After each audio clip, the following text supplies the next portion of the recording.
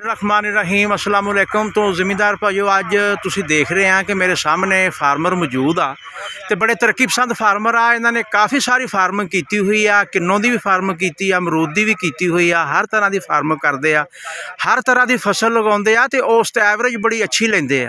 ते मैं अज दिखावां कि ट्रैक्टर चल रहा है, विजिट भी हो रहा वा। आ देखो, तुहानूं मैं विजिट करा दियाँ कि जमीन च हल चला रहे आ। तो प्रोफैसर साहब तो शुरू करते हैं, इन्होंने पुछते हैं कि साडे जेडे फार्मर आ वो इन्हां दी कापी करन, नकल करन कि ये की इस्तेमाल करते आ। इन्हां दी अगर गंदम की गल की जाए तो गंदम की एवरेज भी 65-70 मन तक जाती आ, मकई की एवरेज भी माशाअल्लाह 100+ होंदी आ। बल्कि पिछले हालिया भारिया मकई इन्होंने चकी आ तो 150 मन 140 मन तक भी गए आ। मन्निया कि मौसम बड़ा अच्छा सीगा, खुशगवार सीगा, मौसम ठंडा रहा एंड तक। लेकिन वो इन्हां कोल भी तो कोई ऐसी टिप्स है ना जिहदे नाल इन्नी ये मतलब औसत एवरेज लेंदे आ। अस्सलाम वालेकुम जी। वालेकुम अस्सलाम जी शाद भाई। अच्छा जी, अस तुहानूं ये पुछना कि की राज आ तुहाडी फसल दा, तुसीं औसत एवरेज बड़ी अच्छी लैंदे और माशाअल्लाह बड़े इलाके दे विच तुसीं फेमस आ, ते सानूं अज खोल के दस दिओ। शाद भाई असल च गल ये है कि ये जो जमीन तैयारी करी दी है ना जी, अच्छी तरह तैयार करी दी है। जिथे जो खेत तुहाडे सामने है, ये पहले मकई लगाई सी, बारिश की वजह तो मकई खत्म हो गई, उस तो बाद दोबारा हम फिर लगा रहे हैं। असल च मैं ये देखा कि जो साडे काश्तकार आ, किसान भाई आ, वो ना ये नहीं ख्याल करते कि जी असीं खाद इस्तेमाल कर रहे हैं वो इसदे का या बेसिक का, वो मतलब अंधाधुंध जिहड़ा वा खादां दा इस्तेमाल करते हैं। तो मैं अक्सर देखा कि साडियां ज़मीनां जिहड़ियां वा उन्हां दी जिहड़ी है pH जिहड़ी है वो काफ़ी हायर हो चुकी है।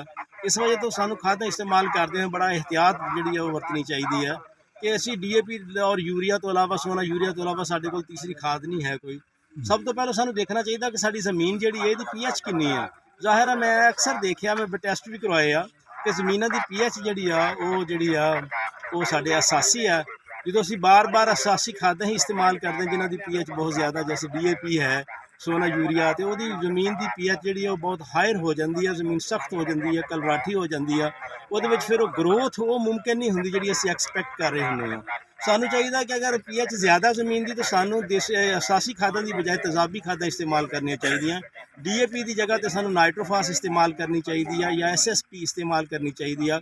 सोना यूरिया की जगह तो असीं जिहड़ा है अमोनीयम सल्फेट इस्तेमाल करिए या फिर जिहड़ा है जिन्होंने असीं गवारा कहने हैं अमोनीयम नाइट्रेट, असीं ये इस्तेमाल करिए। इस तो इलावा सल्फर का इस्तेमाल जिहड़ा वो साडे काश्तकार बहुत घੱਟ इस्तेमाल करते हैं, जिहदी वजह तो जमीन जिहड़ी है वो पानी अब्जॉर्ब नहीं करती, तो वो पानी जमीन अब्जॉर्ब नहीं करती, पानी खड़ा रहिंदा, तो उसकी वजह तो क्योंकि साडे इलाके के ट्यूबवैल जिहड़े उन्हां दी जिहड़ी है वा pH बहुत ज़्यादा, वो pH आस्ता आस्ता बढ़ रही है। जिहड़ी मेन चीज़ मैं ऑब्जर्व की है वो यही है कि सानूं तेजाबी खादां इस्तेमाल करनी चाहिए, नाइट्रोफास इस्तेमाल करनी चाहिए, अमोनीयम सल्फेट इस्तेमाल करनी चाहिए, अमोनीयम नाइट्रेट इस्तेमाल करनी चाहिए, या फिर गोबर वगैरह जिहड़े देसी खादां वो इस्तेमाल करनी चाहिए। वैसे मार्केट होर बहुत सारियां जिहड़ियां वा तेजाबी खादां आ गईयां, सानूं उन्हां नूं भी थोड़ा जिहा ना टेस्ट कर लेना चाहिए, बजाय इसदे कि असीं DAP और सोना यूरिया का मतवातर इस्तेमाल करिए। लो जी मेरे किसान भाइयों, ये सीगे प्रोफैसर साहब, इन्होंने डीपली तुहानूं दस्सिया कि साडियां ज़मीनां दी pH लैवल बहुत हाई आ, तो साडा DAP का लैवल भी pH का हाई आ। DAP का जिहड़ा pH लैवल आ 9.5 आ, तो जिहदी ज़मीन का ही 8.5 pH आ, तो उन्हें फसल दे विचों की लैना। तो तुसीं इन्हां दीयां गल्लां ते अमल करो, तुसीं असासी खादां की बजाय तेजाबी खादां लाओ, ताड़ी ग्रोथ भी अच्छी होएगी, जड़ भी मजबूत होएगी, फसल भी अच्छी होएगी, दाना मजबूत होएगा, फसल लश ग्रीन होएगी, तो ताड़ी औसत एवरेज ज़्यादा आएगी। नैक्सट वीडियो तक असीं इजाज़त चाहते हैं जी। अल्लाह हाफ़िज़।